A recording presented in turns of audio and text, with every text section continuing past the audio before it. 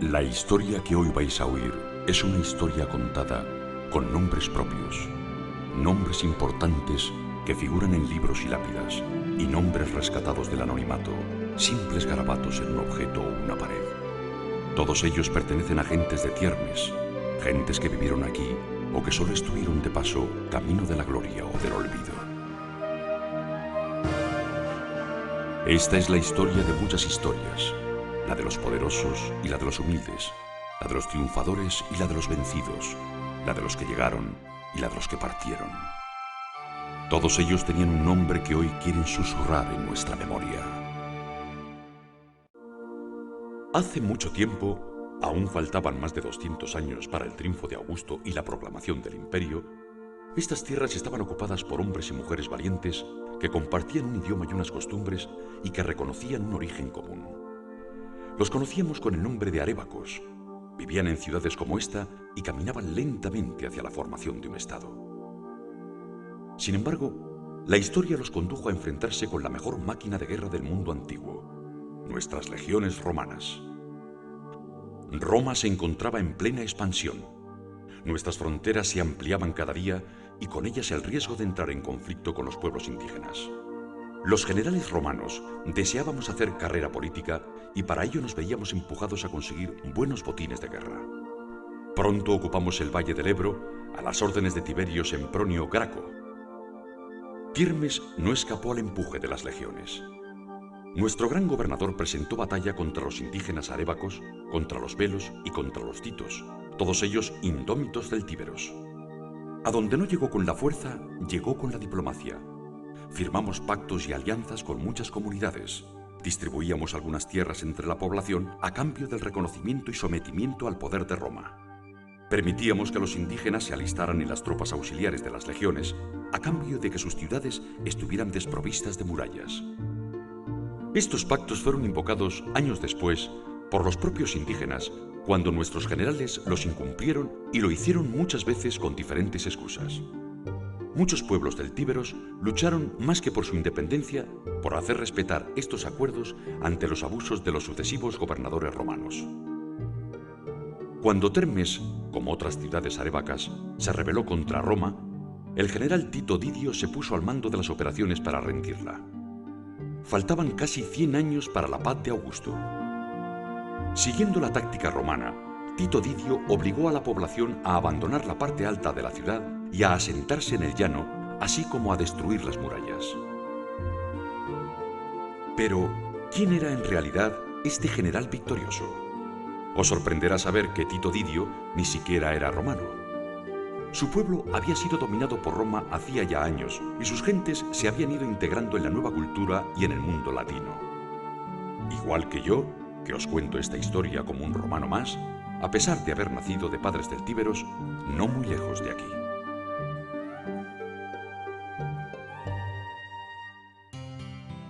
En aquel tiempo, Roma era una república en la que dos facciones políticas luchaban por el poder. Los populares, dirigidos por Mario, que favorecían una equiparación de derechos entre los ciudadanos de la urbe y los de las otras poblaciones italianas. Y los optimates, representantes de la oligarquía romana, capitaneados por Sila. Didio pertenecía al grupo de Mario. Por voluntad de Tito Didio, Termes se libró de correr el trágico destino de Numancia, que vio a sus habitantes morir o convertirse en esclavos, sus edificios destruidos y su territorio repartido. La victoria de Tito Didio le valió la concesión de un triunfo. Entre nosotros, esta es una de las mayores glorias que le cabe a un general. El espectáculo es digno de ser presenciado. Durante un día, el general es como un dios en la ciudad. Es conducido en un carro y su botín es mostrado en procesión. En nombre del Senado y del pueblo romano, su estirpe se pone en relación con el mismísimo Júpiter tonante. Todos los ciudadanos le ovacionan. Su nombre ya nunca será olvidado. Más de un siglo después, cuando Augusto construyó el Arco Pártico, hizo inscribir en él los nombres de los generales que dieron gloria y riqueza a Roma. Del vencedor de Termes, aún se pueden leer estas palabras: Tito Didio, hijo de Tito, nieto de Sexto, procónsul en Hispania, celebró el triunfo por segunda vez 4 días antes de los Idus de junio, 660 años después de la fundación de Roma. Quizá os preguntéis qué fue de aquellas gentes de Termes después de su rendición, viviendo en el llano, sin murallas y bajo la custodia de Roma. No tardaron mucho en desear correr la suerte de aquel general victorioso que los había reducido, es decir, en convertirse en ciudadanos romanos o en participar en las guerras de Roma como aliados. Los más ricos pugnaron y obtuvieron pronto la ciudadanía para ellos y para sus hijos. Intentaron que sus casas alcanzaran el mismo lujo que las de los conquistadores.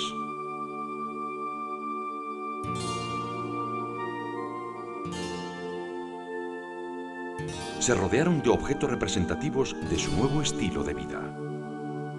La victoria de Roma había sido completa. Los arquitectos e ingenieros romanos contribuyeron decisivamente a la unificación de estos territorios,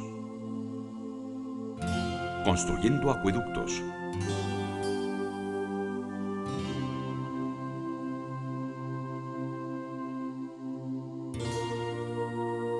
tendiendo puentes, trazando calzadas.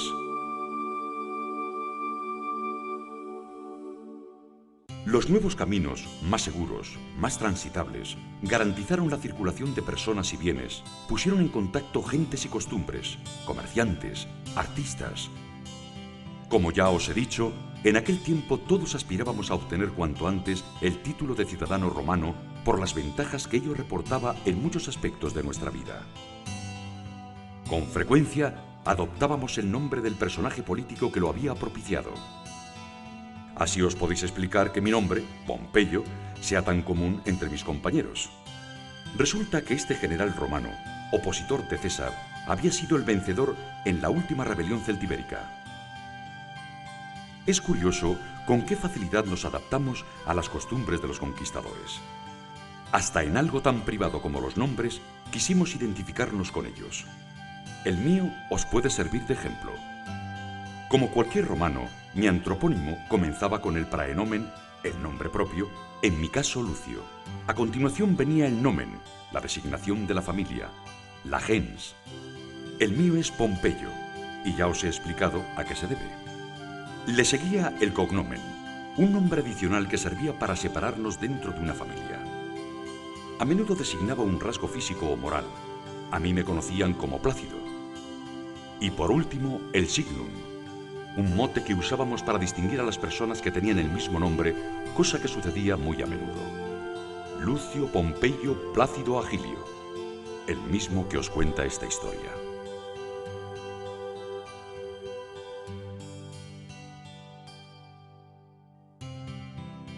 Aparte de construir bellas casas y lujosos mausoleos al estilo romano, teníamos una manera mucho más ostentosa de proclamar la importancia de nuestra familia.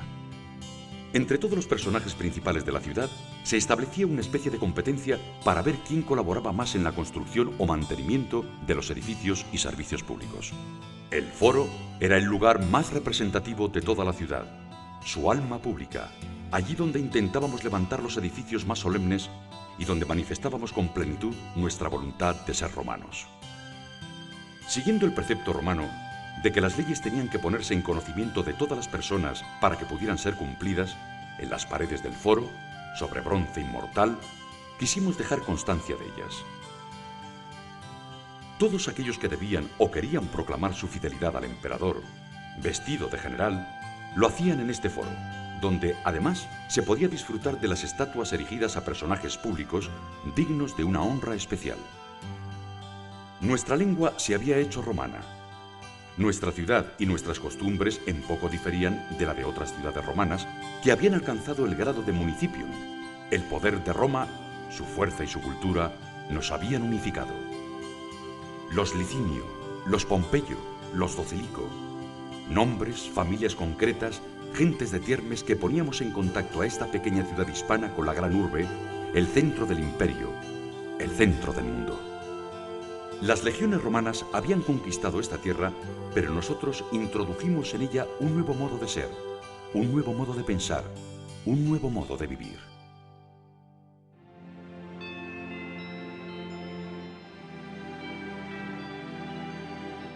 La historia que os ha contado Lucio Pompeyo hablaba de grandes hombres romanos y termestinos, pero en esta ciudad vivían gentes humildes, gentes de Tiermes que también queremos rescatar del olvido. Gentes como Antoni o como Indivi, de quienes no sabemos más que un buen día decidieron grabar sus nombres en algunos objetos de uso cotidiano.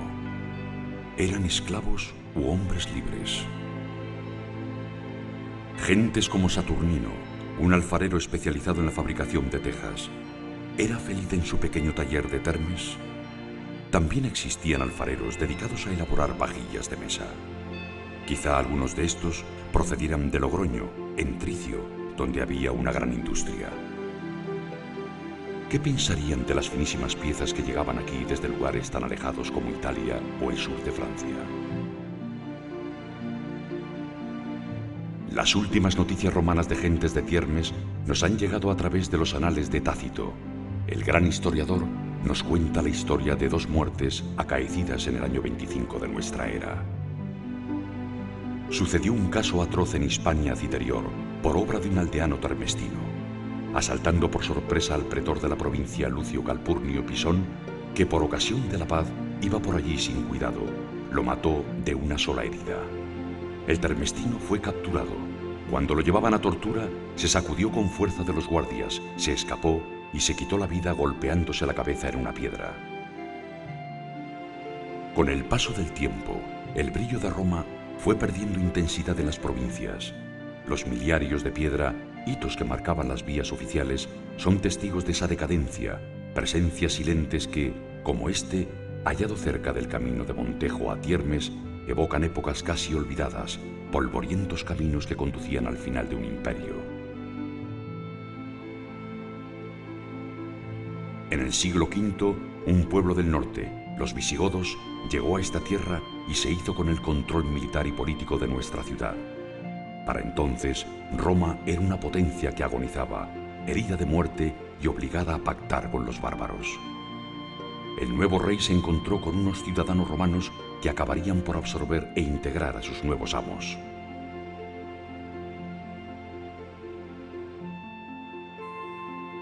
El último nombre de la Tiermes histórica es el de Domingo Martín, posible autor de las estatuas del interior del pórtico de la ermita. Estos cuerpos sin cabeza anuncian lacónicamente: «Dad y se os dará. Domingo Martín me hizo. Año de 1182». Y en estas palabras, en este nombre, ya resuenan los ecos de la Edad Media. Ecos de armaduras y batallas, de hombres a caballo como aquellas mesnadas del Cid, camino del destierro, pasando cerca de Tiermes o de Agriza, que es como se conocía entonces a nuestra ciudad. Agriza, la agujereada, quizá por la presencia de abundantes cuevas en la zona.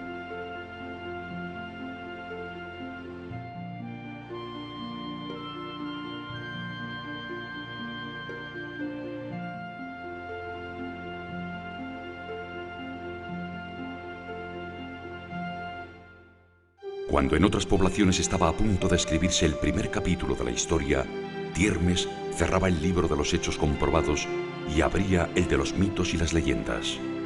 Unas leyendas que historiadores y antropólogos han utilizado para interpretar el carácter de los pueblos a través de los siglos. Pero los hechos, los que os hemos contado, los que no conocemos aún, las historias personales, los nombres de los protagonistas, solo han de salir a la luz de la mano de la investigación histórica y se han de dar a conocer para que todos seamos conscientes de que nuestros actos de hoy serán la historia de mañana.